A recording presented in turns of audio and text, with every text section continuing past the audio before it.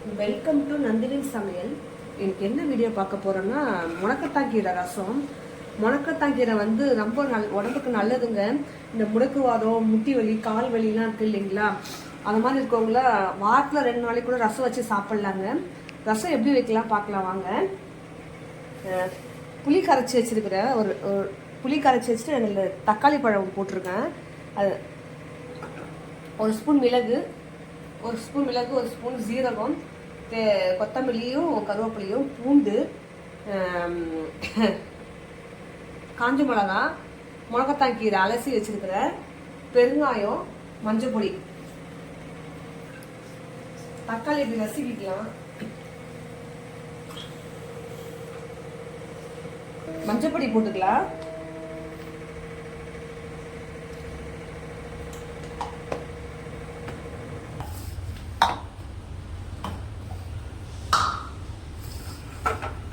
இதெல்லாம் ஒரு மிக்சியில் போட்டு அரைச்சிட்டு வந்துடலாம். குறைன்னு அரைக்கணும்.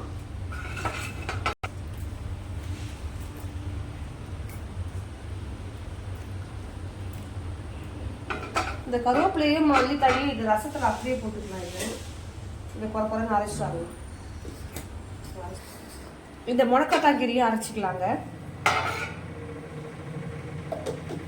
தேவையான அளவு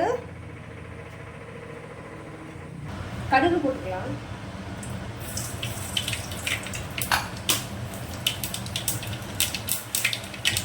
கடுகு பொரிஞ்சிருச்சுங்க. நம்ம அரைச்சி வச்சிருந்தோம் இல்லைங்களா, எல்லாம் அதை போட்டு வதக்கிக்கலாம்.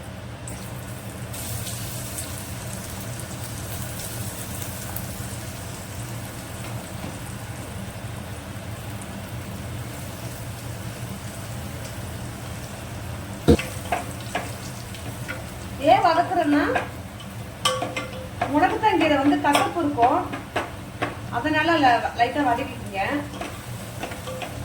பெருங்காயம் போட்டுக்குங்க.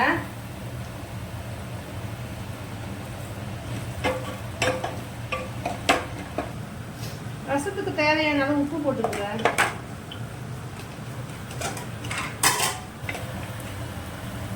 போதுங்க, வதங்கிச்சு. இது நம்ம எல்லாத்தையும் தாளிச்சு வச்சிருந்தோம், கரைச்சி வச்சிருந்தோம் இல்லைங்களா, அதை எடுத்து ஊற்றிக்கலாம்.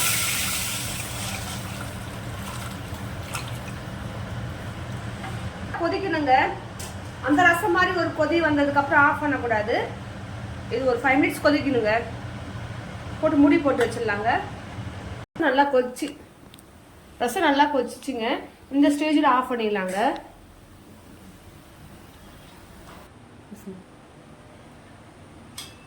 சுட சுட சாதத்துக்கு போட்டு சாப்பிடுங்க. இந்த மாதிரி கை கால் வலி, முடக்குவாதம்லாம் இருக்கு இல்லைங்களா, கண்டிப்பாக இது கண்ட்ரோல் ஆகுங்க. வாரத்தில் 2 நாள் இந்த மாதிரி ரசம் வச்சு சாப்பிடுங்க. இது துவையல் கூட பண்ணாங்க. இன்னொரு நாள் ஒரு வீடியோ போடுறேன் துவையலுக்கு. பிடிச்சிருந்தா லைக் பண்ணுங்கள், ஷேர் பண்ணுங்கள், சப்ஸ்கிரைப் பண்ணுங்கள். தேங்க்யூ.